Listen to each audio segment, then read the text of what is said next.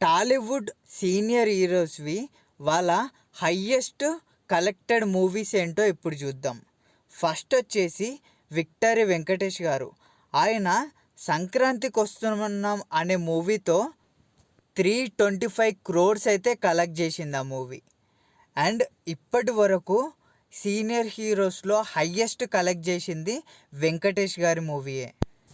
చిరంజీవి గారు 250 crores second పొజిషన్లో అయితే ఉన్నాడు హయ్యెస్ట్ కలెక్ట్ చేసిన మూవీలో. అండ్ ఈయన నెక్స్ట్ సంక్రాంతికి అనిల్ రావిపూడి డైరెక్షన్లో వస్తున్న మూవీ ఈ మార్కుని క్రాస్ చేస్తుందో లేదో అయితే చూడాలి.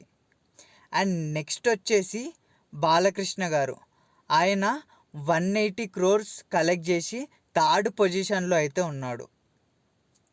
అండ్ ఫోర్త్ పొజిషన్లో వచ్చేసి నాగార్జున గారు. ఆయన కుబేరా మూవీతో 120 crore ప్లస్ కలెక్షన్స్ అయితే సాధించాడు. ఇవి మన సీనియర్ హీరోస్ హయ్యెస్ట్ కలెక్ట్ చేసిన మూవీస్.